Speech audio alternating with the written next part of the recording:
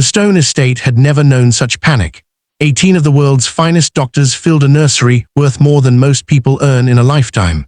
White coats moved quickly under bright chandeliers. Heart monitors beeped loudly. Breathing machines hissed. A team from Mayo Clinic called out orders to doctors from Bonn, Germany, while a Nobel Prize nominee wiped sweat from her face and said what nobody wanted to hear: "We're losing him." Baby Max Stone, heir to a fortune of $40 billion, was dying. $50,000 per hour in medical care couldn't explain why his small body had turned the color of evening sky. Blue lips, blue fingers, strange spots spreading across his chest like dark marks. Every test showed nothing clear. Every treatment failed. Through the service entrance window, pressing his face against glass never cleaned for someone like him, stood Sam. He was 14 years old, son of the night shift housekeeper, wearing a coat 3 winters too thin and shoes held together with hope. He'd spent his whole life being invisible on this estate, the boy who walked the edges, who noticed everything because no one ever noticed him. Right now he stared at the potted plant on the nursery window, the one that arrived 3 days ago, the one that left an oily yellow mark on the gardener's gloves, gloves that touched the baby's crib rail during yesterday's cleaning, the one that every smart person in that room had walked past 17 times without a second look. Sam's hands shook. He knew what it was. His grandmother Rose, who'd healed half of Mobile, Alabama with nothing but herbs and faith, had taught him to recognize that leaf pattern before he could read. Devil's trumpet, angel killer. Before we continue, please take a second and like this video, subscribe and comment where you're watching from. Someone near you might be watching too. Share and tap the bell so you never miss a story from this channel. Don't be in a hurry. Watch till the end because the final twist will blow your mind. So let's jump right in. The doctors were about to cut that baby open, looking for answers. The answers sat in a ceramic pot wrapped in a bow. Sam looked at the window, then at the security guard making rounds, then at his mother's face through the kitchen door. The woman who'd warned him 1,000 times, "Stay invisible, stay safe, don't give them a reason to throw us out." He thought about what would happen if he was wrong. Then he thought about what would happen if he was right, and did nothing. Sam pulled his coat tight, took a breath, and ran. Sam had learned to walk without making sound by the time he was 6 years old. Nobody taught him this skill. It was survival. When you lived in the groundskeeper's cottage at the edge of a billionaire's estate, a cottage so small it could fit inside the Stone family's closet, you learned quickly that your existence was tolerated, not welcomed.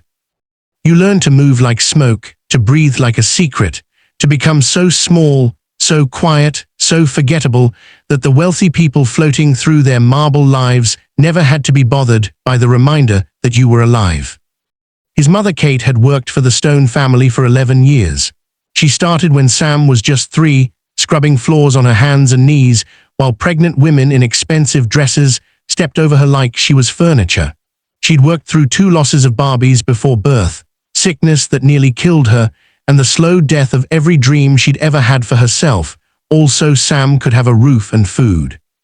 "We are blessed," she would tell him every night, her voice soft with tiredness and something that might have been faith or might have been denial. "Mr. Stone lets us live here. He pays for your school books. We are blessed, Sam, don't ever forget that." Sam never argued with her, but he also never forgot the way the Stone children looked through him when they passed, like he was made of glass, or maybe just air. He never forgot the time Jack Stone III had fired a gardener for making eye contact with him during a business call.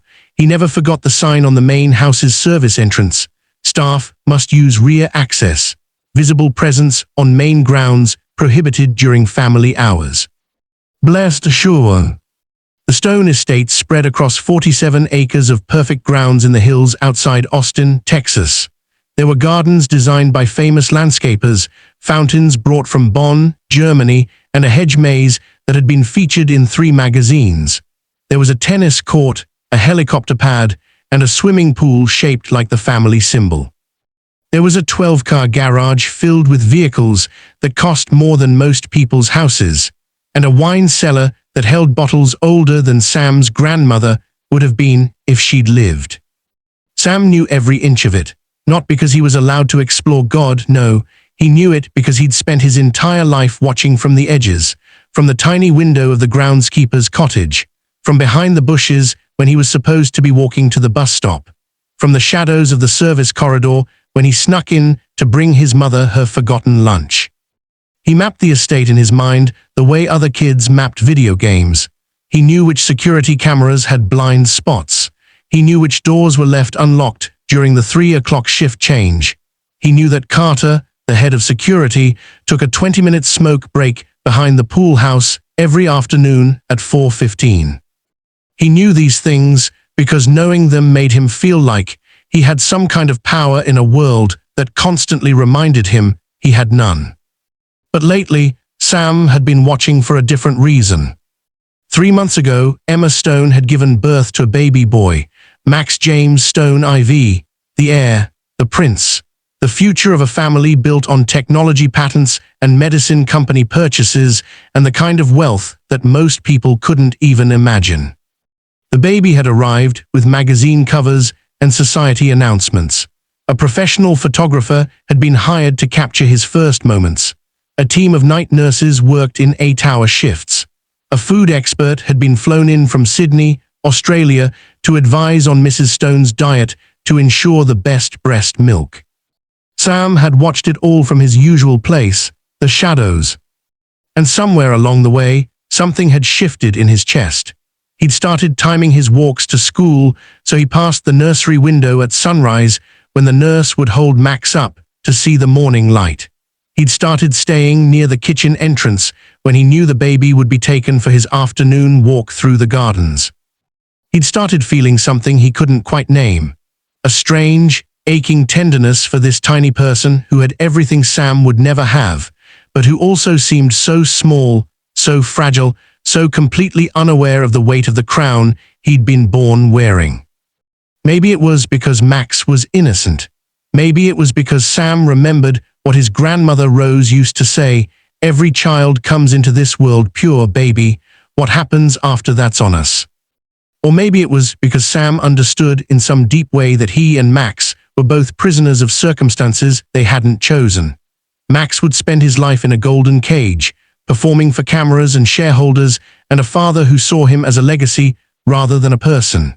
Sam would spend his life in the margins, invisible and uncounted, his potential measured only by how well he stayed out of the way. 2 boys, 2 prisons, same estate. It was a Tuesday afternoon when Sam first saw the plant. He was walking back from school, taking his usual route along the service road that ran behind the mansion's east wing. The autumn air was sharp with the smell of dying leaves and coming rain, and Sam had his coat pulled tight against the chill. The same coat he'd been wearing for 3 years now, the one with the worn sleeves and the broken zipper that his mother kept promising to fix but never had time for.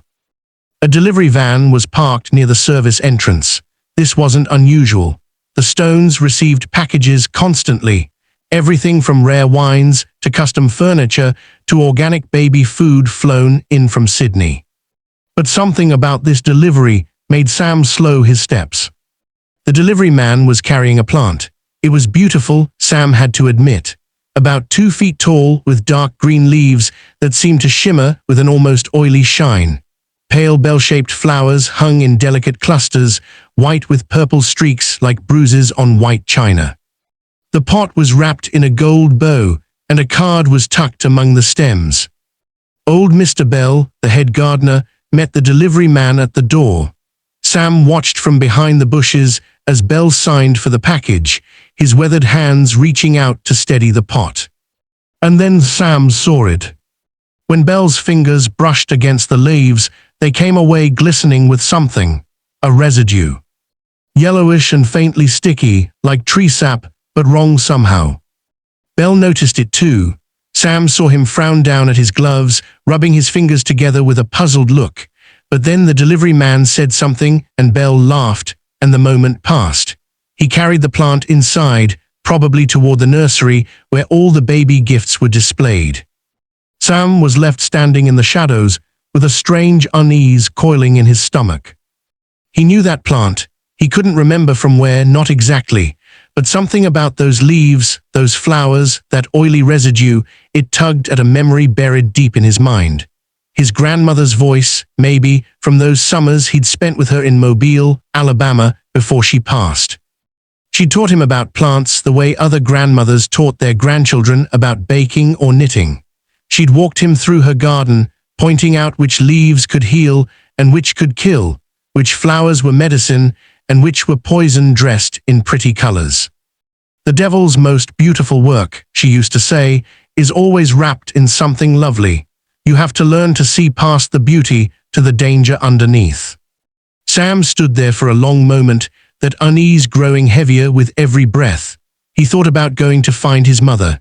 He thought about knocking on the service entrance and telling someone, anyone, that something about that plant felt wrong.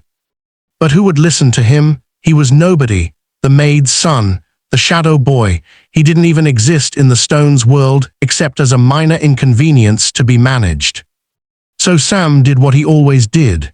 He swallowed his instincts, buried his unease, and walked back to the cottage to start his homework. 3 days later, he would realize that decision almost cost a baby his life. The sirens came at sunset. Sam was sitting at the wobbly kitchen table, working through a math problem he didn't really care about when he heard them. Distant at first, then growing louder, closer, more urgent. He went to the window and watched as 3 ambulances came screaming up the private drive, followed by a group of black SUVs and 2 helicopters that landed on the lawn like mechanical birds. His mother burst through the cottage door minutes later, her face pale and her hands shaking. "Something's wrong with the baby," she gasped, already reaching for her work uniform. "Something's terribly wrong. They're calling in doctors from everywhere. I have to go help. I have to." She was gone before Sam could say a word. He stood at the window for hours that night, watching the mansion blaze with lights, watching figures in white coats rush back and forth past the nursery window, watching the shadows of chaos dance across the perfect lawns. And deep in his gut, beneath the fear and the confusion and the strange grief he felt for a baby he'd never even held, one thought kept surfacing like a body in dark water. The plant, the plant, the plant. The stone mansion had transformed into a war zone. Sam had never seen anything like it. Through the nursery window, the same window he'd pressed his face against 1,000 times to catch glimpses of baby Max sleeping peacefully in his hand-carved crib from Essen, Germany, he could now see nothing but chaos.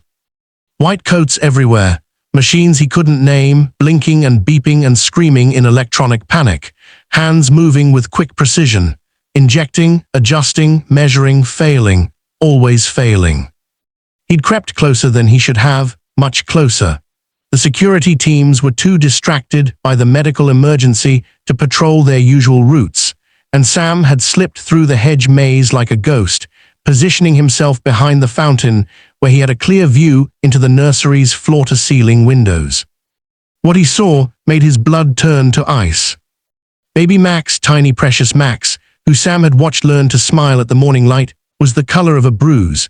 His small body lay in the center of a medical hurricane, surrounded by more equipment than Sam had ever seen in one place. Tubes came from his arms. Monitors tracked heartbeats that stumbled like a drunk person walking home.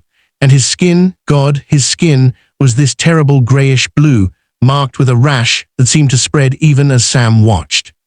He looked like he was dying. He looked like he was already dead and just hadn't realized it yet. The doctors had started arriving within an hour of the first ambulance. Sam had counted them as they came. Black cars and helicopters bringing an army of medical royalty onto the stone lawn. He'd heard his mother whispering their names to another maid in scared respect as she rushed past the cottage. Dr. Hans Beck from the Bonn Institute of Pediatric Medicine. Dr. Ken Sato, the Perth neurologist who'd saved a government leader's grandson. Dr. Luke Marcel from Mayo Clinic in Mesa, Arizona, whose waiting list was 3 years long and whose fee was rumored to be $50,000 just for a consultation. Dr. Maya West, the Dallas immunologist who'd been nominated for a Nobel Prize. Dr. Tom Lee, Dr. Ann Mills, Dr. Ivan Petrov, Dr. Eva Lopez.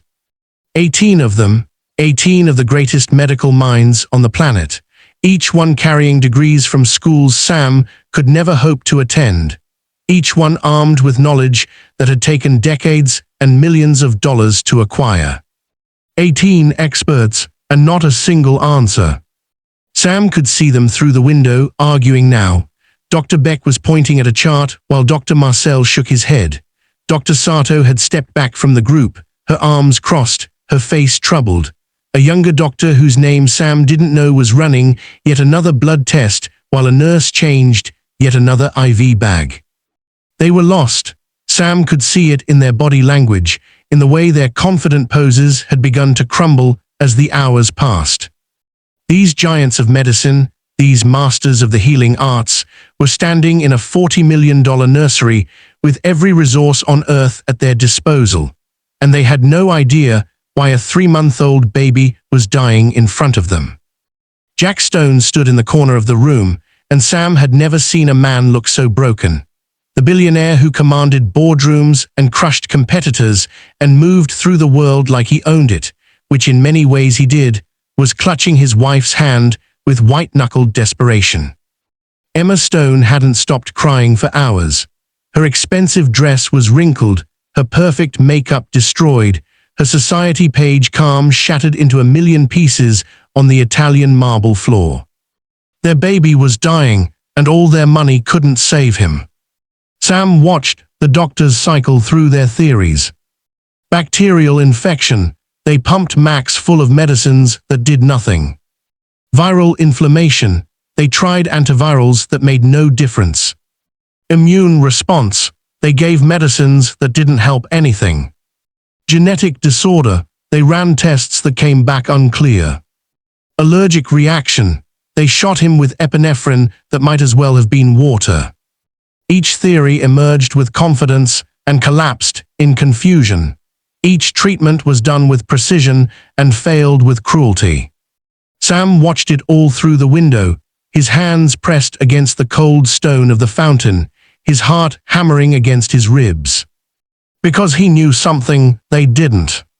He knew about the plant. It was still there. He could see it from where he crouched, sitting on the windowsill of the nursery. Its pale bell-shaped flowers catching the harsh medical lights, its dark leaves shimmering with that oily shine. The doctors walked past it constantly. They adjusted their equipment around it. They set their coffee cups and tablets and medical charts down next to it without a second glance. It was invisible to them, part of the background decoration. Just like Sam. He remembered his grandmother's lessons now, the memories surfacing with painful clarity. They'd been sitting on her porch in Mobile the summer he was 9, and she'd been showing him pictures in an old book with a cracked leather spine. This one here, she'd said, pointing to a drawing of bell-shaped flowers that looked almost exactly like the ones in the nursery. We call it devil's trumpet. The fancy doctors call it digitalis. Beautiful, yes, but the oils on those leaves, just touching them can slow a man's heart right down. And if you're small, if you're a baby, she'd shaken her head slowly. Even breathing the air around it too long can poison the blood. Sam's grandmother had known things that no medical school taught. She'd learned her healing arts from her mother, who'd learned them from her mother, who'd learned them from ancestors, who'd had nothing but the plants around them and the wisdom passed down through generations of survival. She'd delivered Barbies in homes with no electricity. She'd cured fevers with bark and leaves when there was no money for doctors. She'd saved lives with knowledge that the fancy doctors would have dismissed as superstition. And she taught Sam, not everything. She died before she could finish, taken by a stroke when he was 11, leaving him with fragments of her wisdom rattling around in his head like seeds in a dried gourd. But she taught him enough. Enough to recognize the shape of those leaves. Enough to remember the warning about the oily residue. Enough to understand with growing horror what he was watching happen to baby Max. The doctors were looking for something inside the baby. They were scanning his blood for invaders, checking his organs for problems, searching his DNA for errors. They were looking in the wrong place. The enemy wasn't inside Max. It was sitting 3 feet away from his crib, wrapped in a gold bow, pretty as a picture and deadly as a snake. The hours crawled past like wounded animals. Sam stayed at his position behind the fountain, unable to leave, unable to look away. His legs cramped. His fingers went numb from the cold. His mother would be looking for him soon, frantic with worry, but he couldn't make himself move. He watched Dr. Marcel call a conference in the corner of the nursery, gathering the other 17 doctors into a cluster of expensive suits and grave faces. He couldn't hear what they were saying, but he could read their body language. The head shakes, the spread hands, the defeat settling over them like ash. They were giving up. No, not giving up, preparing. Sam saw one of the doctors motion toward the door, toward wherever the operating room had been set up. He saw another doctor begin preparing what looked like surgical equipment. They were going to cut that baby open. They were going to dig through his tiny body, searching for an answer that wasn't there, and the surgery would stress his already failing system past the point of no return. And Max would die on an operating table, surrounded by 18 useless degrees. Sam's hands curled into fists. He thought about his mother, about what would happen to her if he did what he was thinking about doing. She'd lose her job, that was certain. They'd be thrown off the estate, probably charged with trespassing, maybe worse. Everything she'd sacrificed for 11 years would be destroyed, because her son couldn't keep his head down and stay invisible like he was supposed to. He thought about himself, about how easy it would be to just walk away, to go back to the cottage and pretend he hadn't seen anything, hadn't understood anything. He was nobody, the maid's kid. What happened to Billionaire'S Barbies wasn't his problem, wasn't his business. He could keep his head down, finish school, maybe get a scholarship somewhere, make something of his life without taking this insane risk.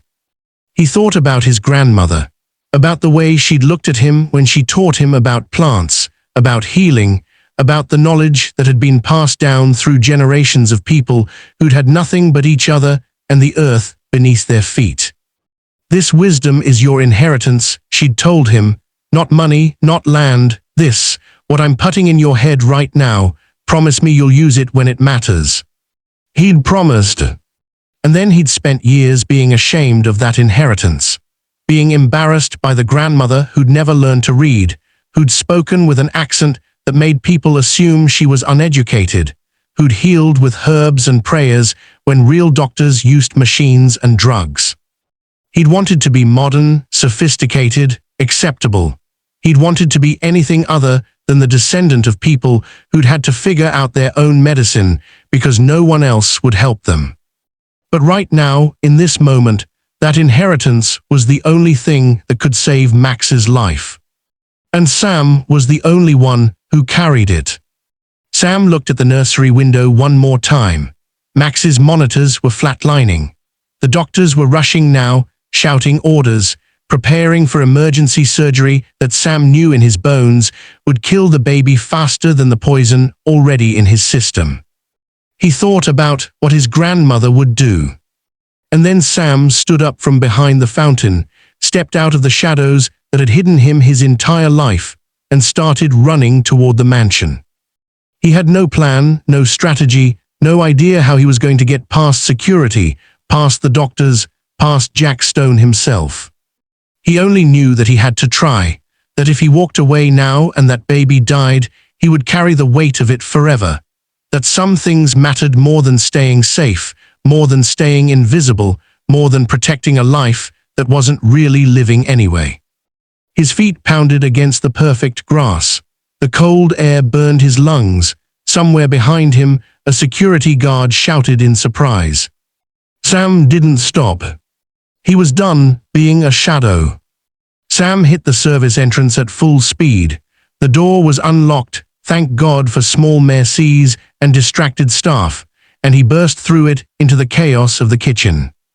Caterers who'd been hired for a dinner party that would never happen stood frozen at their stations, their faces pale with the reflected anxiety of the medical crisis happening upstairs. A cook dropped a copper pot with a clang that echoed through the marble halls. Someone screamed. Sam didn't stop. He knew this house. He'd memorized every corridor, every shortcut, every back stairway that the family never used, but the staff traveled daily. His feet carried him through the kitchen, past the pantry, toward the narrow servant staircase that wound up to the second floor like a secret spine hidden inside the mansion's golden body. Hey, stop right there. Carter, the head of security. Sam heard the man's heavy footsteps thundering behind him, heard the crackle of a radio as Carter called for backup. But Sam was smaller, faster, and desperate in a way that Carter couldn't understand. He took the stairs 3 at a time, his worn shoes slipping on the polished wood, his hand gripping the railing so hard his knuckles screamed. Second floor, south wing. The nursery was at the end of the hall, past the family portraits and the antique vases and the silk wallpaper that cost more per square foot than his mother made in a month. 2 more guards appeared at the top of the stairs. Sam's heart seized.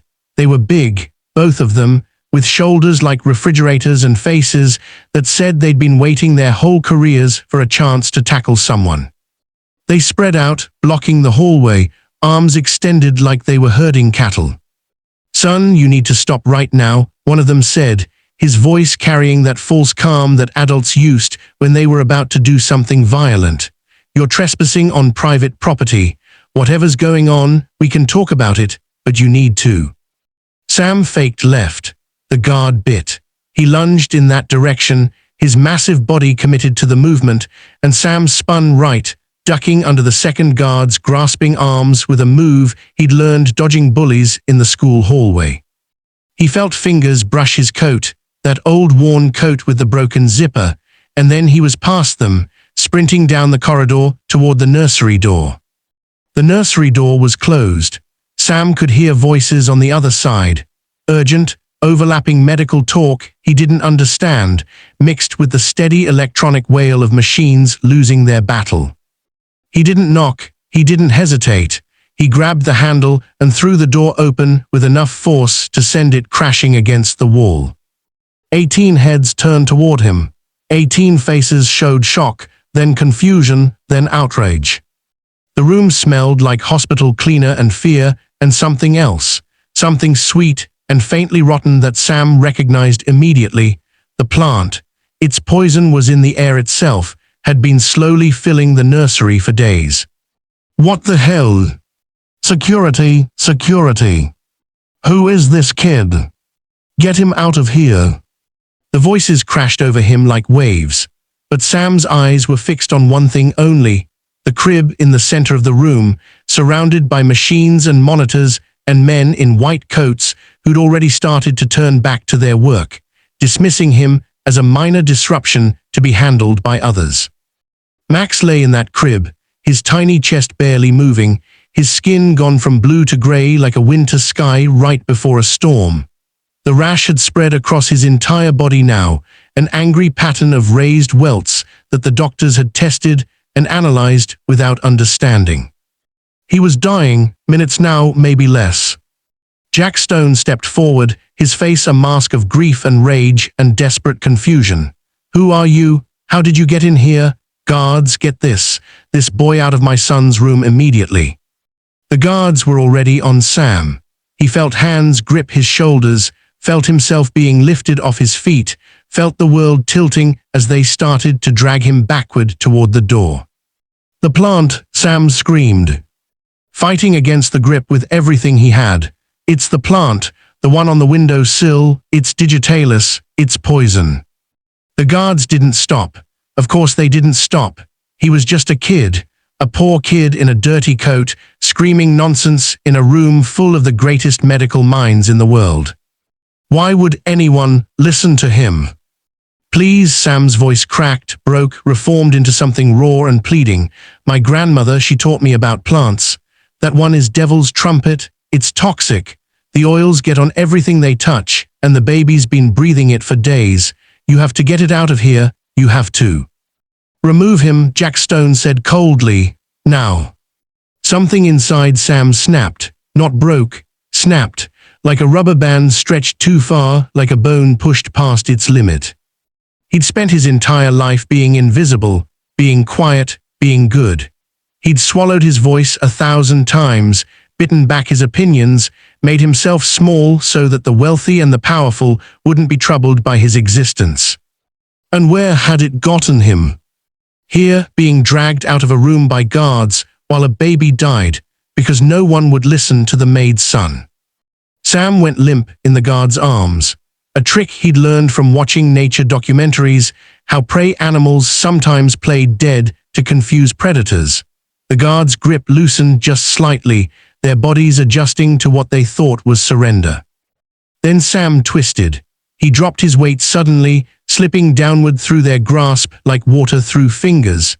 His elbow caught one guard in the stomach, not hard enough to really hurt, but hard enough to surprise. He scrambled forward on hands and knees, moving faster than they could react, weaving between the legs of startled doctors. Someone grabbed his ankle, he kicked free, someone else blocked his path, he rolled sideways. The room had erupted into chaos. Doctors shouting, guards cursing, equipment crashing as people stumbled into machines. But Sam had eyes only for the crib, for the tiny grey figure lying still as death inside it. He reached the crib. His hands closed around Max's small body, so light, so terribly light, like holding a bundle of dry leaves, and he lifted the baby against his chest. Max's head lolled against Sam's shoulder. His breathing was so shallow Sam could barely feel it. Put him down. Jack Stone's voice had gone beyond rage into something primal, something animal. Put my son down right now, or I swear to God. But Sam was already moving.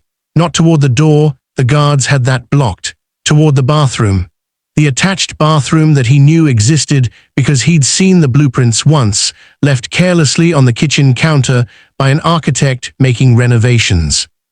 He made it through the door and slammed it behind him, fumbling with the lock as bodies crashed against the wood. The door shuddered but held. It wouldn't hold for long. These weren't solid doors designed for security. They were designer doors designed to look pretty, and the guards would break through in seconds. Sam looked around the bathroom wildly. Marble counters, gold fixtures, a cabinet full of designer baby products that cost more than his textbooks. And there on the counter, a small jar of activated charcoal powder, the kind wealthy parents bought for natural baby care, for face masks and teeth whitening and detox treatments they read about in magazines. His grandmother's voice echoed in his memory. Charcoal pulls poison from the body, baby. The old folks used to burn wood and grind it up for exactly this. It binds to the toxins, carries them out. The door shuddered again, wood splintered. Sam moved on instinct now, operating on knowledge that lived in his bones rather than his brain. He grabbed the charcoal powder with one hand while cradling Max with the other. He turned on the faucet cold water because he didn't have time to wait for warm and wet his fingers. Max's eyes fluttered open. They were glassy, unfocused, but alive, still alive. "I'm sorry," Sam whispered. "I'm so sorry. This is going to feel weird, but I promise I'm trying to help you. I promise." He mixed the charcoal with water in his palm, creating a thin black paste. He tilted Max's head back gently, carefully, the way he'd seen his grandmother do with sick children in Mobile when she'd administered her remedies. The door exploded inward. Sam got the charcoal mixture into Max's mouth just as the guards reached him. Hands grabbed him from every direction, rough, angry hands that didn't care about being gentle. He felt his arm twist painfully behind his back, felt his knees hit the marble floor, felt the baby being torn from his grasp. "No," Sam screamed, "don't wipe his mouth, don't make him throw up. The charcoal needs time to work. Please, please, just give it 5 minutes." But no one was listening. Jack Stone was cradling his son now, his face twisted with fury and terror. The doctors were swarming, checking Max's vitals, examining the black residue around his tiny mouth. Emma Stone had collapsed against the door frame, sobbing so hard her whole body shook. "What did you give him?" Dr. Marcel demanded, grabbing Sam by the collar. What did you put in that baby's mouth? Activated charcoal, Sam gasped. The guard's knee was on his back now, pressing him into the cold marble floor. Just charcoal, it's not dangerous, it absorbs toxins, my grandmother used to. Your grandmother? Dr. Marcel's voice dripped with contempt. You assaulted a critically ill infant based on your grandmother's advice. The plant, Sam said desperately. Please just test the plant. The one on the nursery window sill, it's a digitalis variant. The oils are cardiac glycosides. They've been poisoning him for days through skin contact and breathing it in. The charcoal will help bind what's already in his system, but you have to get that plant out of here or he'll keep getting worse. Please, I'm begging you, just test the plant. No one moved. And then, his colors changing. It was Dr. Sato. She was standing closest to Jack Stone, closest to Max, and her voice carried that particular quality of scientific observation that cut through the chaos like a knife. What? Jack Stone looked down at his son. His color, Dr. Sato repeated slowly. He's pinking up. His oxygen levels are rising. Silence fell over the bathroom like a held breath. Sam couldn't see Max from his position on the floor, but he could see the faces of the doctors. He watched shock replace skepticism, watched confusion replace contempt, watched 18 world-renowned doctors realize that something impossible was happening. That's not possible, Dr. Marcel said flatly. Activated charcoal can't work that fast. There's no mechanism by which. His heart rhythm is stabilizing. Dr. Sato had pulled out a portable monitor, was pressing it to Max's tiny chest. Sinus rhythm normalizing, blood pressure coming up.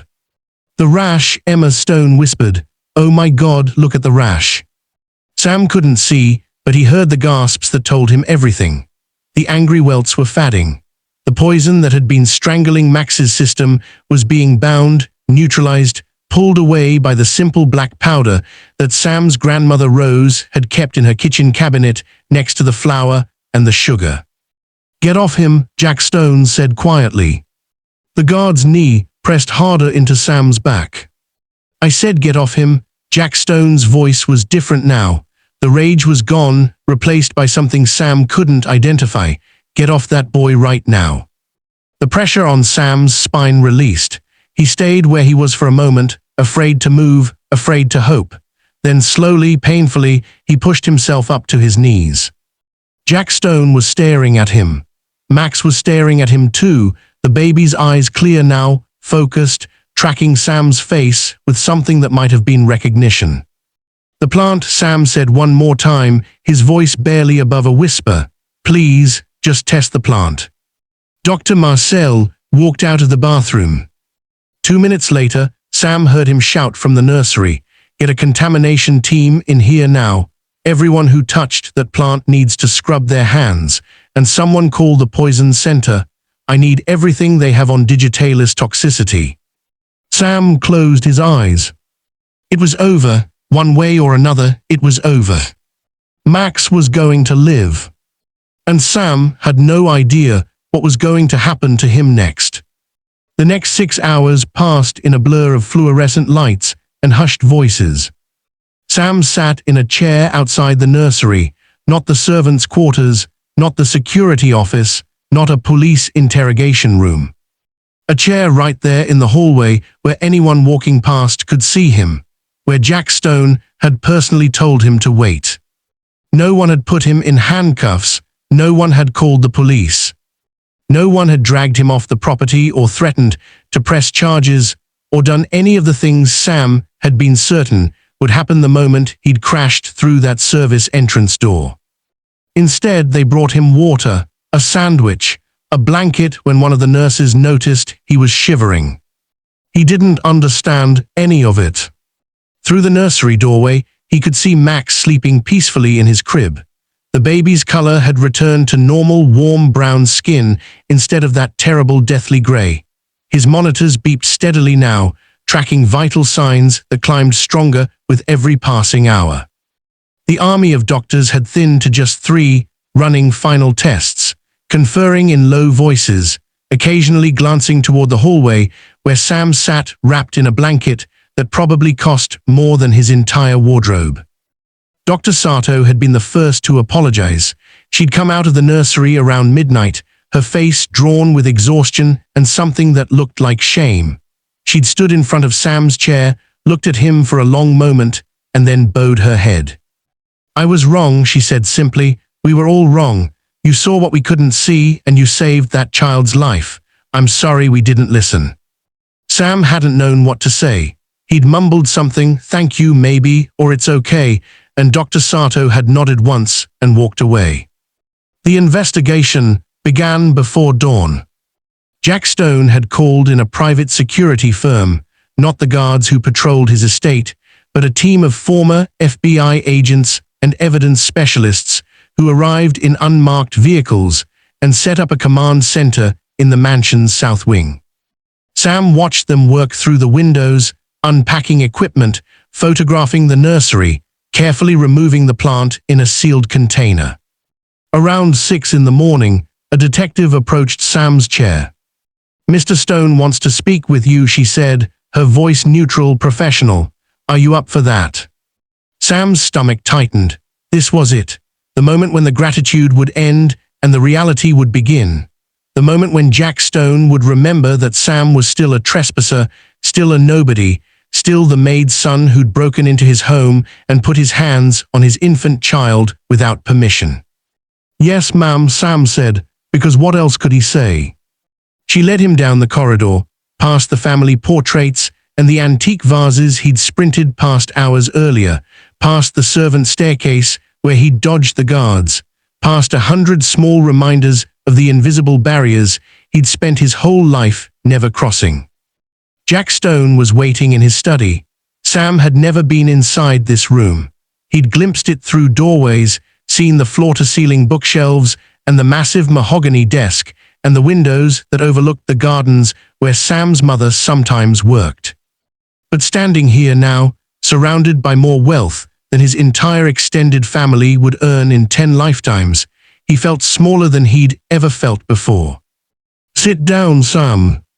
It was the first time Jack Stone had ever said his name. Sam sat. Jack Stone looked like a man who'd aged 10 years in a single night. His suit was wrinkled, his hair disheveled, his eyes bloodshot with exhaustion and something deeper, something that looked like the shattering of everything he believed about his own power. He was holding a folder in his hands, thick with papers, and his fingers were trembling slightly as he turned the pages. "The plant," Jack began slowly, "was a gift. It arrived 3 days ago with a card congratulating my wife and me on Max's 3-month birthday. The card was signed by Ben Ford." Sam didn't recognize the name, but he saw the way Jack's jaw tightened when he said it. "Ben Ford was my business partner. We built Stone Ford Technologies together 23 years ago, working out of a garage right here in Austin. He was the best man at my wedding. Max's godfather." Jack's voice cracked on the last word. "I trusted him with everything, my company, my family, my son." The investigation had moved faster than anyone expected. The evidence team had found traces of the plant's toxic oils on Mr. Bell's gloves, the same gloves that had been used to adjust Max's crib railing. They'd found residue on the nursery window sill, on the curtains, on the mobile that hung above the baby's bed. The plant had been shedding its poison steadily for 3 days, filling the room with invisible death. But that wasn't all they'd found. The delivery company that had brought the plant kept careful records, security cameras, GPS tracking, digital signatures. Within hours, the investigators had traced the package back to its source, not a legitimate nursery or greenhouse, but a private laboratory that specialized in rare plants.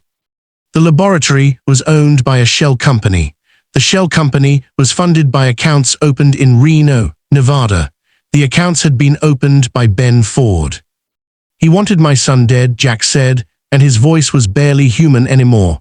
It was the sound of something breaking apart from the inside. "He wanted to destroy me, and he chose the most precious thing in my life to do it, because I beat him, because the board chose me over him, because I got the CEO position and he got pushed out with nothing but stock options and a pat on the back." Jack looked at Sam with something that might have been wonder. Do you know what the worst part is?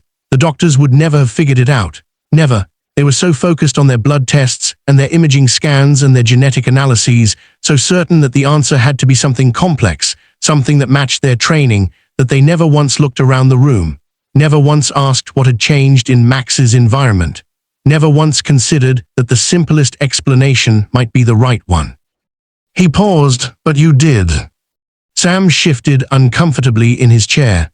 My grandmother taught me about plants. She said that rich doctors always look for rich problems. Sometimes the answer is just sitting there in front of everyone. Your grandmother sounds like a wise woman. She was. Sam's throat tightened. She died when I was 11. She was going to teach me more, but she ran out of time. Jack nodded slowly. He was quiet for a long moment, staring at the folder in his hands, at the evidence of betrayal by someone he'd loved like a brother. Then he pressed a button on his desk phone. Send them in, he said. The door opened, and Sam's mother walked in. Kate looked like she'd been crying for hours. Her uniform was disheveled, her hair escaping from its usually perfect bun, her eyes swollen and red. Behind her came Emma Stone, still in the clothes she'd been wearing during the crisis, holding Max against her chest like she would never let him go again. Sam, Kate rushed to her son, pulling him into an embrace so tight he could barely breathe. Sam, baby, I was so scared. They told me what you did. They told me you broke in and the guards chased you and you. Mama, I'm okay. Sam hugged her back, breathing in the familiar scent of laundry soap and the industrial cleaner she used on the stone floors. I'm okay. Max is okay. Everything's okay. You could have been arrested. Kate pulled back to look at him, her hands gripping his shoulders. You could have been hurt. You could have. He could have saved himself the trouble and done nothing, Jack Stone interrupted quietly. He could have stayed in your cottage and let my son die while 18 doctors fumbled in the dark. But he didn't. Kate turned to look at the billionaire, and Sam saw fear flash across her face. The deep, instinctive fear of someone who'd spent their whole life at the mercy of powerful people. But Jack didn't look angry, he looked humbled. Mrs. Clark, he said, using his mother's last name with a respect Sam had never heard from anyone on this estate. Your son is the only reason my son is alive right now. The doctors failed. The security failed. I failed. But Sam, Jack's voice broke. He stopped, composed himself, started again. Sam ran into a building full of people who saw him as a threat. He fought through guards who could have seriously hurt him. He grabbed a critically ill baby and gave him a treatment that went against everything the medical experts were saying. He did all of that knowing that if he was wrong, it would ruin both your lives. He wasn't wrong, Emma Stone said softly. She stepped forward, Max sleeping peacefully against her shoulder. He was right. He was the only one who was right. She looked at Sam, and there were tears streaming down her face. Thank you, she whispered. Thank you for saving my baby. Sam didn't know what to do with the gratitude of rich people. He'd spent his whole life avoiding their notice, and now here they were, looking at him like he was something precious instead of something to be managed. I couldn't let him die, Sam said awkwardly. Not when I knew what was wrong.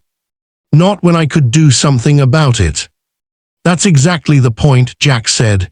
He stood up from his desk, walked around it, and did something Sam never expected in a million years.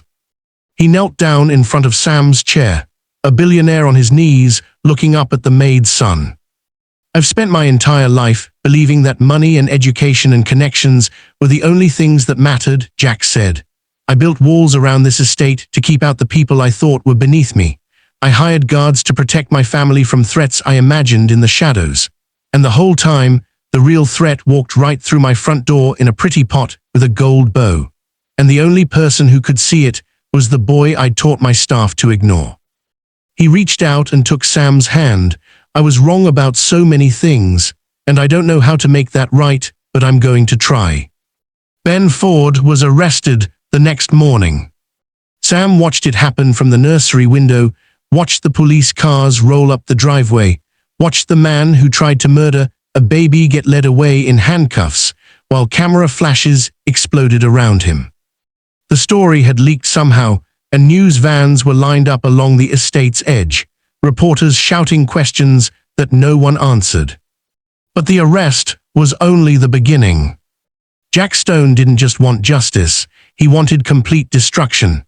Within a week, he'd mobilized an army of lawyers to dismantle everything Ben Ford had built: the shell companies, the hidden accounts, the stock options and board positions and country club memberships. Every piece of the empire that Ford had constructed on a foundation of resentment and rage. "He'll die in prison," Jack told Sam during one of their now-daily conversations.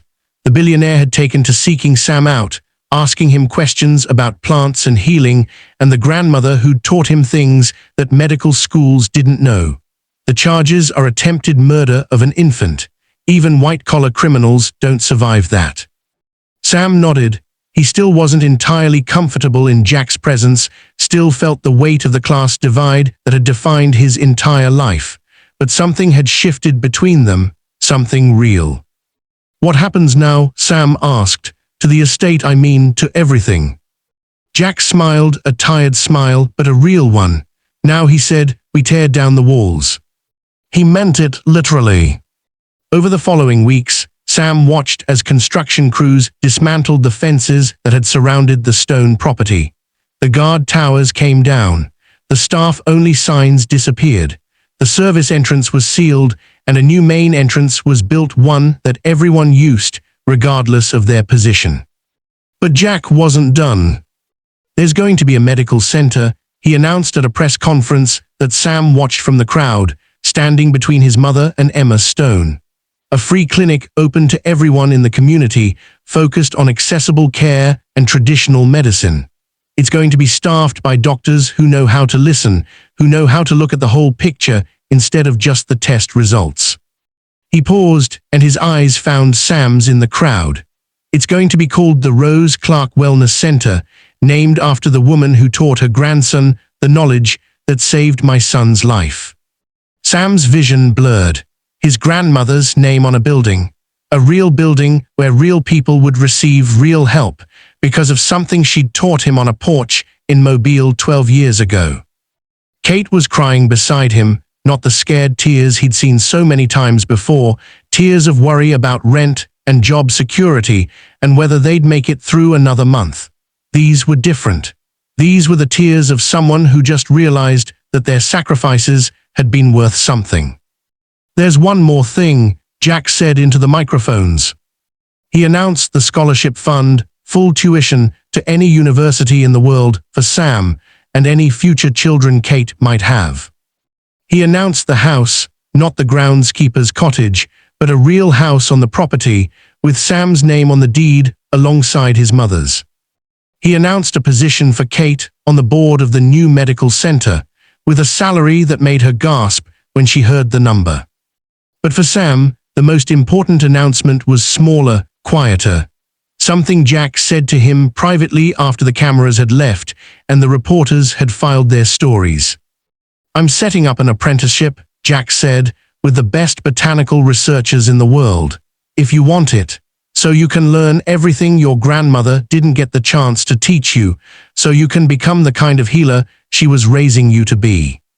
Sam thought about his grandmother, about the promise he'd made to her to use her wisdom when it mattered, about all the years he'd spent being ashamed of his inheritance, wishing he could be something more respectable. He'd been wrong about that, so wrong.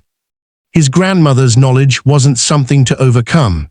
It was something to build on, a foundation of wisdom that stretched back generations, waiting for him to add his own layer to the structure. "Yes," Sam said, "I want that more than anything." Jack nodded, and then he did something that would have been unthinkable a week ago. He pulled Sam into a hug, holding him the way Sam imagined fathers held their sons. "Thank you," Jack whispered, "for being brave when it mattered, for being the person I should have seen all along." Sam hugged him back.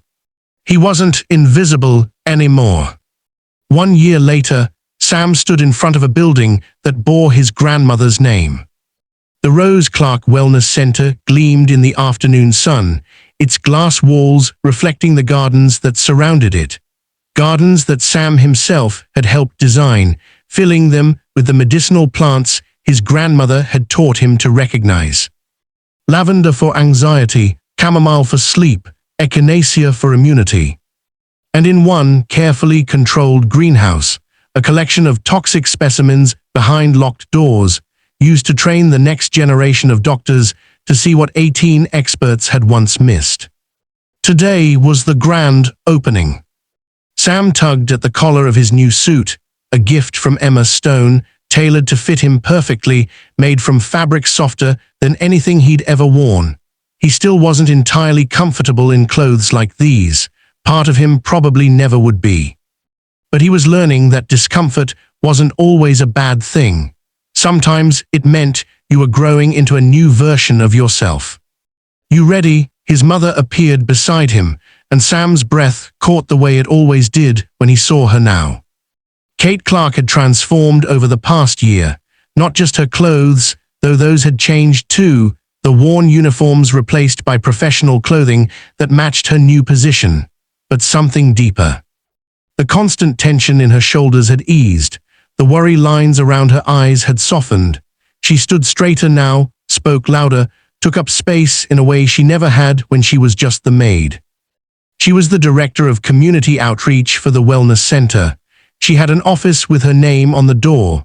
She had business cards and a staff and a voice in decisions that affected thousands of people. "I don't know," Sam admitted. "There's a lot of people out there." Kate smiled and squeezed his hand. "There's a lot of people out there because of you, baby. They came to see the boy who saved a billionaire's son with kitchen charcoal and his grandmother's wisdom. I had help. You had knowledge, you had courage, you had everything your grandmother gave you." Kate's eyes glistened. "She'd be so proud of you, Sam, so proud." The crowd outside was larger than Sam had expected. Hundreds of people filled the gardens, spilling onto the lawns that had once been strictly off-limits to anyone without a stone invitation. There were families from the surrounding neighborhoods, the communities that had always existed in the shadow of the estate, separated by fences and guard dogs and the invisible walls of class. There were medical professionals who traveled from around the world to see this new model of healthcare that combined traditional wisdom with modern medicine. There were journalists and photographers and camera crews capturing every moment. And there in the front row sat Jack and Emma Stone, with Max on Emma's lap. The baby was thriving now, 14 months old, with chubby cheeks and bright eyes and a laugh that rang out across the garden whenever something delighted him. He'd hit every developmental milestone right on schedule, showing no lasting effects from the poisoning that had nearly killed him. The doctors said it was a miracle. Sam knew it wasn't a miracle. It was activated charcoal and quick thinking, and a grandmother who'd understood that healing was about paying attention to the whole picture, not just the parts you could measure with machines. Jack stood as Sam approached the podium, leading the crowd in applause that washed over Sam like warm water. A year ago, this man had been a distant figure glimpsed through windows, powerful, untouchable, belonging to a world Sam could never enter. Now he was something else, not quite a father, not quite a friend, but something in between, a mentor maybe, a believer. "Thank you all for coming," Jack said into the microphone, his voice carrying across the gardens. "1 year ago, I almost lost my son. I had every resource in the world, money, connections, the best medical experts on the planet, and none of it was enough. I was helpless, hopeless, watching my child die while the people I'd paid millions of dollars couldn't tell me why." He paused, and Sam saw him glance toward the cottage where Sam and his mother had lived for so many years. The cottage was still there, but it had been renovated now, expanded, modernized, turned into a guest house for visiting researchers. The Clarks had moved into a real home on the property, with bedrooms for each of them, and a garden where Kate grew vegetables, and a front door that faced the main drive instead of the service entrance. "And then a 14-year-old boy broke into my house," Jack continued, "fought past my security guards and saved my son's life with knowledge that no medical school teaches. knowledge passed down through generations, knowledge I had been taught to dismiss as superstition, as folklore, as the uneducated beliefs of people who didn't know any better. His voice cracked slightly. I was the one who didn't know any better. I was the one who'd built walls so high I couldn't see the wisdom standing right outside them. Sam Clark taught me that expertise comes in many forms, and that sometimes the people we overlook are the ones who see most clearly. Sam took the podium with trembling hands. He'd written a speech, practiced it dozens of times in front of his mirror, in front of his mother, in front of Max's crib, while the baby giggled at his nervous packing. But standing here now, looking out at the sea of faces waiting to hear what he had to say, the words on his note cards felt wrong. Too polished, too perfect, too much like someone he wasn't. So he set the cards aside and spoke from his heart. My grandmother's name was Rose Clark, Sam began. She was born in Mobile, Alabama, in a house with no running water and a dirt floor. She never learned to read. She never went to school past the 4th grade. By every measure the world uses to decide who matters, she was nobody. He looked at the building behind him, at her name carved in stone above the entrance.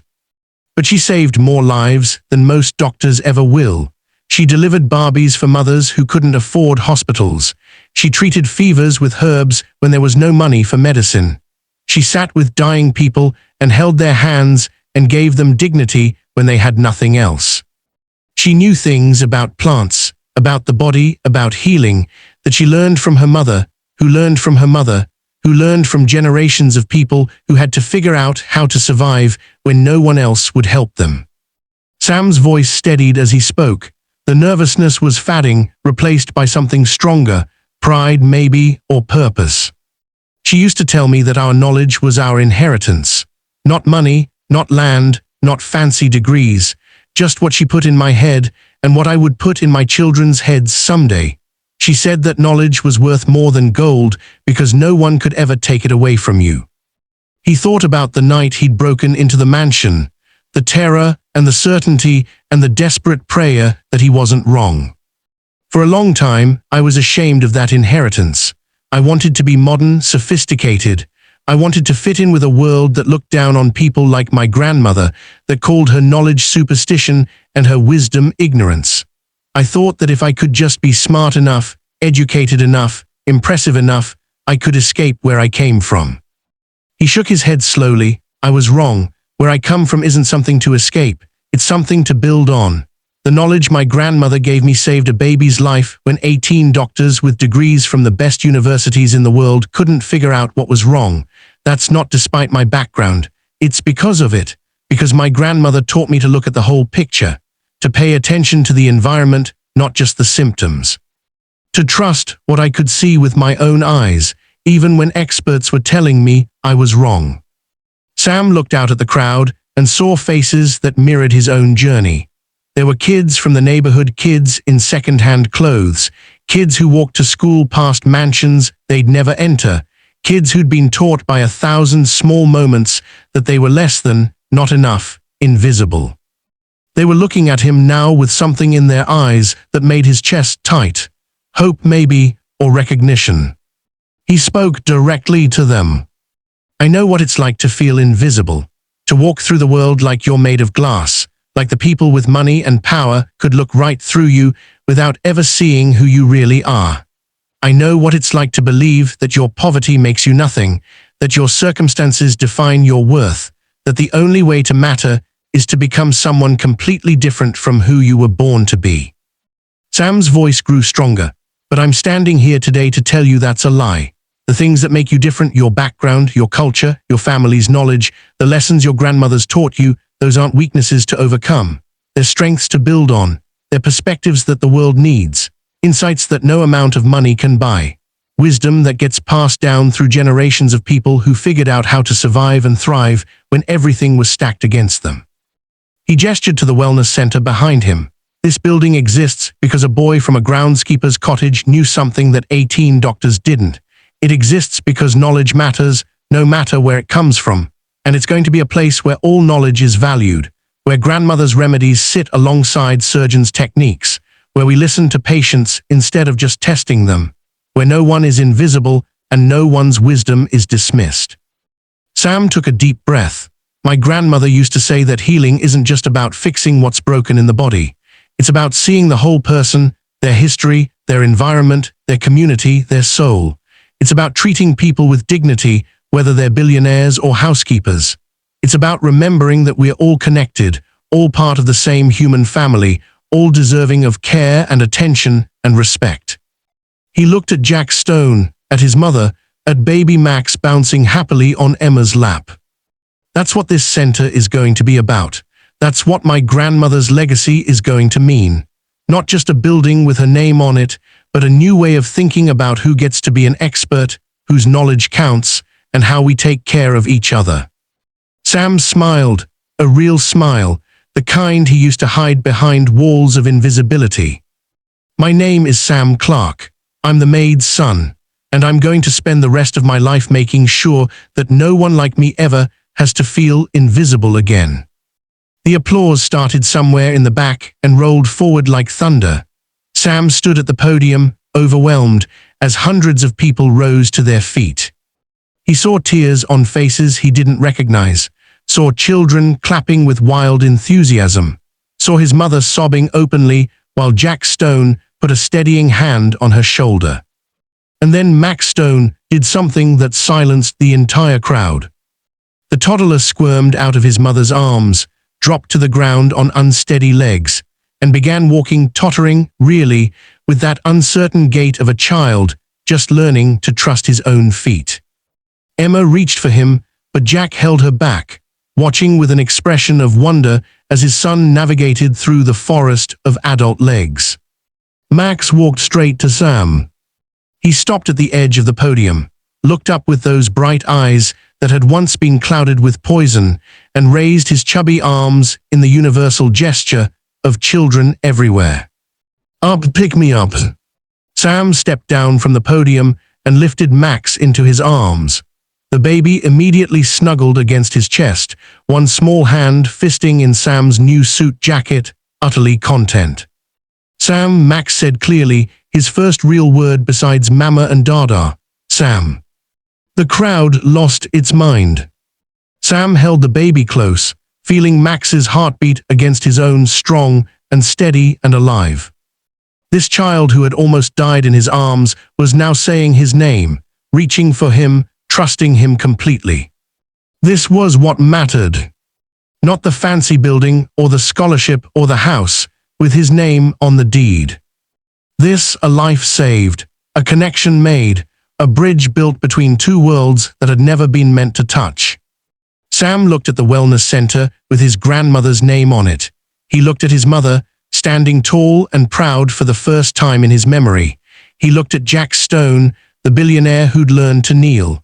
He looked at the crowd full of people who'd come to see a new kind of legacy begin. And he thought about his grandmother, somewhere beyond the veil, watching her grandson stand in the light at last. Thank you, Grandma, he thought. I kept my promise. I used what you taught me when it mattered, and I'm going to keep using it every day for the rest of my life. Max gurgled happily and patted Sam's face with a sticky hand. Sam laughed, a real laugh, free and joyful and completely unguarded. He wasn't the boy in the shadows anymore. He was Sam Clark, healer, teacher, bridge builder, his grandmother's grandson. And his story was just beginning. Dear friend, what you just saw is only a piece of the bigger story. In the next video, a twist no one saw coming will be revealed. Make sure you're here for it. I'd love to hear what you would have done in this situation. Drop your thoughts below. I read every single comment. Thanks so much for watching. Show some love by liking, subscribing, and sharing this with someone who needs to see it.